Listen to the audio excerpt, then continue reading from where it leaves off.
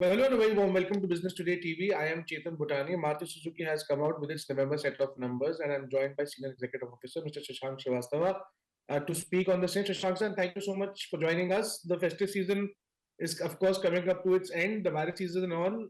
The sales for November up 3.39% and about 1.64 lakh units sold, showing a growth of about 1% only. Clearly not a best, the best of months for Maruti in this year, because back-to-back months we've been seeing record performances. What are you attributing this to? Yeah, so I think if you look at the cumulative April to November figure this year, Maruti Suzuki sale is actually 1175 lakh against 1057 of last year. So that's a growth about 10% plus, and competition growth around 6%, and that means that Maruti Suzuki therefore has gained market share almost 1% to be slightly above 42.1%. So I think overall the year has been good.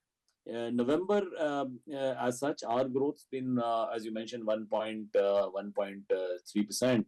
And we are obviously in the process of correcting the stock levels, because we believe in the industry itself, stock levels are for the end of November and beginning of December at a slightly elevated levels, and therefore we have corrected a little bit of stock in the month of November. Okay, and sir, how much stock are the dealerships currently having? Because when the festive season was going on, especially around Diwali times, if I remember, dealerships would have had raised some concerns about piling up inventory. Is the issue sorted, or the concern still remains? Yeah, so actually at that time it was not really a big concern, because we still were expecting very good retails in the first 15 days of November. Remember, Diwali, Dhanteras, Bhai Dooj, they were all part of the festive season which ended on the 15th of November, and we did see good retails. So we would, therefore, there would have been a build-up of stock to cater to this increased demand during the festive season. The industry stock levels were around 335,000 in the beginning of November, and at the end of November they are a little lower at around 330,000 or so. So that means there has been some correction, and that means wholesale has been a little lower than retail. But obviously, going forward, I would expect this type of stock to be, I mean, my thinking is probably higher than it should be at the beginning of December. Remember, in the month of, by the end of December, OEMs and inventory and channel does not want to carry the previous model. And therefore, I would expect wholesale numbers in December to be lower, and retails push by the OEMs to be much higher in December. Okay, sure, sir. So also, the good sales for SUV is currently ongoing. Maruti again performed well in November as well. Year-on-year growth also significant number coming out, sir. Uh, how are you seeing which all cars are seeing good demands in SUV, especially, sir?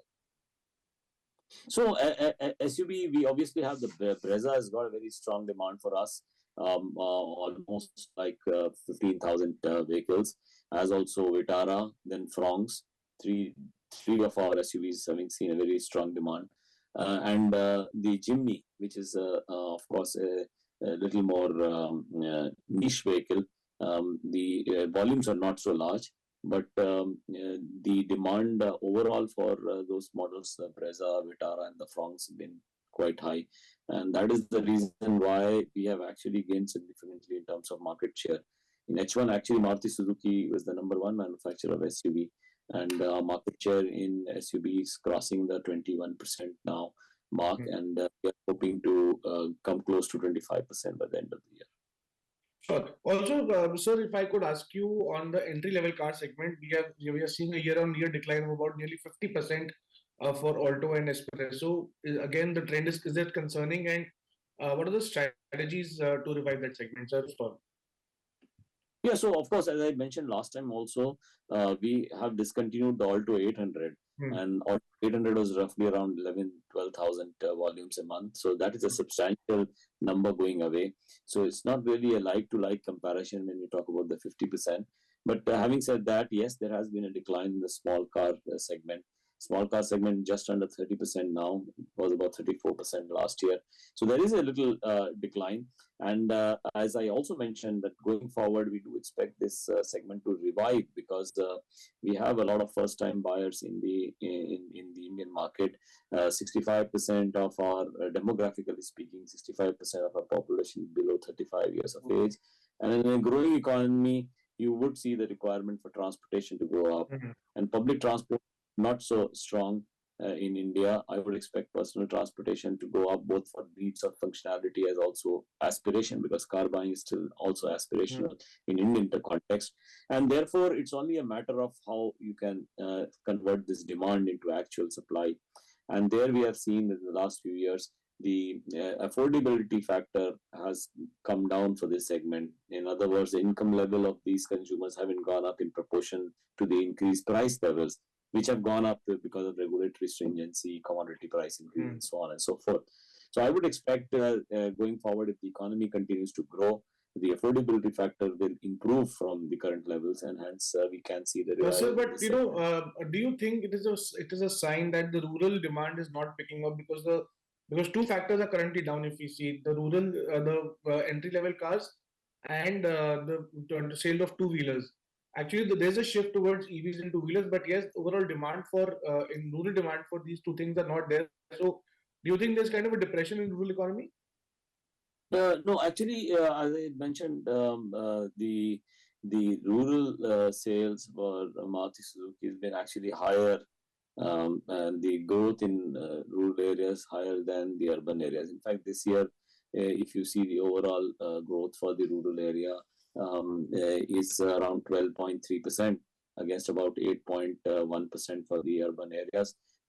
Overall, the growth in being about 10% plus. So I think rural segment has done well for cars, and in fact, there are reports now that both for the FMCG as well as the two-wheeler, last few months have been good for the rural sales. And I think that's not just because rural incomes have been going up. Sentiments are also positive, despite the fact that 6% shortfall in monsoon this year. But the Kharif sowing has been 1.5% up, and the MSP, the prices for the Kharif crops have also been increased. Rabi sowing has started off quite well, so we'll have to see how this pattern continues in the future.